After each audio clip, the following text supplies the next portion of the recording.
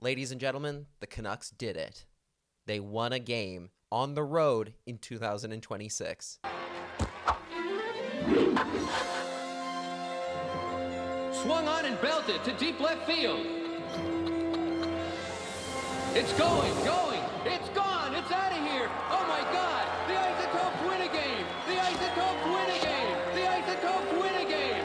Hello everybody, my name is Lachlan and I'm writing the Stanchies for today's game between the Vancouver Canucks and the Winnipeg Jets, a hockey night in Canada tilt between two Western Canadian teams fighting for the bottom of the standings. Let's be honest, there's not really a point to talk about this game. What matters here? Is it getting more goals for Brock Besser? Probably. Getting a few more points matters. Making sure that they don't go on their usual March hot streak right after the playoffs are definitely out of the question. We need to prevent that at all costs as well. But honestly, when you look at the numbers, the Canucks have been to Canada Life Center in Winnipeg 22 times since the Jets came back in 2011, and they have won 5 times. So, I'm not too stressed about them going on a bit of a win streak here. No, what we're really going to talk about today is the trade deadline. The trade deadline has passed on Friday, and the Canucks made some moves. I wouldn't say they blew me out of the water or anything. They didn't have any home run hits by any metric, but they did get some stuff done. The Canucks traded Tyler Myers to Dallas earlier in the week for draft picks. They traded Connor Garland on the eve of the trade deadline for picks to the Columbus Blue Jackets, and they moved on from Lucas Reichel and David Kampf, each for a 6th-round pick from Washington and Boston, respectively. The moves that are obviously going to be talked about most are the ones they didn't make, specifically when it comes to not moving Teddy Blueger or Evander Kane, their two most high-profile UFAs. Not being able to trade Kane doesn't really surprise me. He's not played well this season. He's in his late 30s. It's hard to imagine that a lot of teams were going to take a flyer on him even this late in the season as a playoff rental. He's just not that player that I think any team wants at this current point in time. The bigger surprise is Blueger, who is a good middle six center who has a lot of upside as a playoff rental for a potential team. And according to Patrick Allvin, they got no offers for him, which you could ask the question, who's making the offers here? Were you actively shopping him, or were you waiting for other teams to come make a deal for him? But that's not for us to decide. That's semantics. That's overanalyzing quotes to a degree.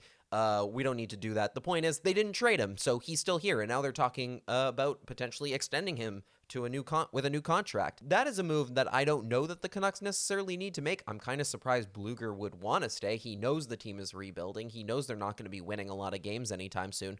What they are possibly selling him on is, I guess, stability more so. Blueger's moved around a few times in his NHL career. Maybe just being able to put down roots in Vancouver is enough for him. I think if the price is right, why not? I'm surprised that he would want to stay, but, if you can get a deal done there, why not? They also traded Jet Wu for Jack Thompson, and, big addition, they claimed Curtis Douglas off waivers.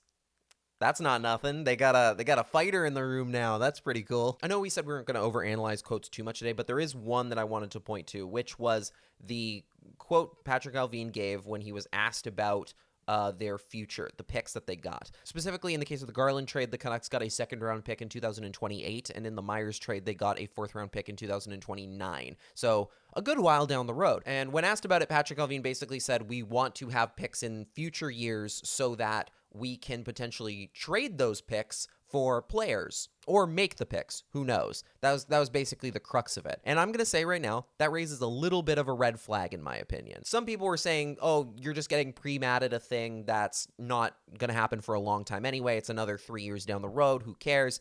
The problem is that the Canucks have shown a tendency, and this front office has shown a tendency, to do exactly what he just laid out. Basically, they have routinely tried to find shortcuts at the soonest possible opportunity. As soon as the Canucks have found marginal success, they immediately start dumping draft picks and prospects to go get quick fixes and try to take a shortcut to success. And it keeps shooting them in the foot. This is not a new thing for this front office or this franchise. This has consistently been their MO. So when I hear something like that, I do take it at face value. I do think that they are already probably putting the cart before the horse. It's one thing to plan ahead. It's another thing to completely get ahead of yourself. You're already talking about trading for players like you're going to be great enough to do that within 2 years. and that does concern me. If you're someone who doesn't see that as a concern, if you're not worried and you completely trust the process, that's fine. You are well within your right to do that. I'm not going to tell you otherwise. But if you're somebody like me who is kind of worried about that kind of a quote and that taking that at face value, you are also totally valid. I will say personally that I do see that as a bit of a red flag, but to other people's credit, we can worry about that in a couple years when we get there. As far as a letter grade for how well the Canucks did at this trade deadline, I would probably give them a C+. They did make quite a few trades, and to their credit, those trades were all for draft picks and for futures and essentially doing all the things that a rebuilding team needs to do. The only places that I would ding them a little bit is simply that they didn't move on from Blue Hurricane. They couldn't get those trades done.